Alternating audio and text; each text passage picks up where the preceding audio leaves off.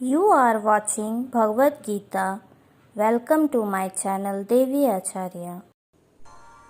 भागवत गीता अध्याय 9 अत्यंत गुप्त ज्ञान। भागवत गीता के 9th चैप्टर में हम जानेंगे कि जब हम अलग अलग देवताओं की पूजा करते हैं तो उससे क्या होता है। इसी को हम प्रैक्टिकल लाइफ में लाकर भी जानेंगे। श्री कृष्ण बोले कि हे अर्जुन, अब मैं तुझे बहुत ही गुप्त और बड़ा ज्ञान देने वाला हूँ। वह मनुष्य जो मुझ में श्रद्धा नहीं रखते, वह इस संसार में बार बार दुख भोगने के लिए आते रहते हैं और जाते रहते हैं। मैं ही इस संसार को बार बार बनाता हूँ और मिटाता हूँ। मैं ही मनुष्यों को उनके कर्मों के अनुसार फल देता हूँ, पुनर्जन्म देता हूँ। लेकिन मुझे मेरे काम का बिल्कुल भी मोह और अहंकार नहीं है। मैं यह कर्म करते हुए भी इस कर्म के बंधन में नहीं बंधता। सब कुछ करके भी मैं नहीं मानता कि मैं कुछ करता हूँ। मेरी माया जाल में फंसने वाले और मुझे नहीं समझने वाले मूर्ख लोग और बेकार की आशा और बेकार काम करने वाले लोग हमेशा इसी संसार में फंसे रह जाते हैं।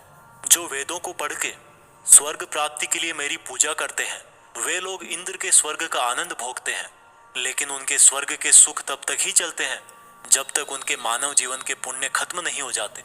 और जब उनके पुण्य खत्म हो जाते हैं, उनको वापस इसी पृथ्वी पर जन्म लेने आना पड़ता है। किंतु जो मुझ में मतलब परमेश्वर को ही सब कुछ मानकर अपने कर्म फल को त्याग कर निरंतर प्रेम करते हैं, मैं उनकी ना केवल सभी आवश्यकताएं पूरी करता हूँ, बल्कि उन्हें सदा के लिए मेरी शरण में भी लेता हूँ।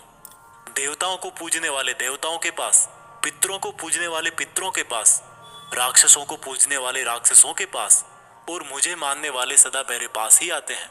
देवताओं, पितरों और भूतों को पूजने वालों का ज्ञान सीमित होता है और उनको फिर से इस मृत्युलोक में आना पड़ता है। इसलिए अर्जुन, तू भी अगर कुछ खाए, दान करे, तप करे और कर्म करे तो मुझ में ही अर्पण करके करना। इस प्रकार से तू मुझको ही प्राप्त हो जाएगा। मेरे लिए प्रिय और अप्रिय सब बराबर है। यहाँ तक कि अगर कोई बहुत ही दुराचारी हो, चाहे स्त्री पुरुष हो, चाहे राजा या भिखारी भी हो, तो वह भी मुझ में आसक्त होकर इस भवसागर से तर जाता है।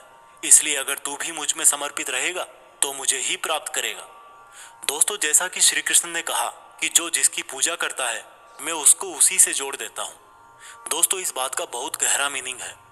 हम जिस तरह के इंसान के साथ समय बिताएंगे, टाइम बीतने के बाद में हमारी थॉट्स पर भी उसका असर हो सकता है।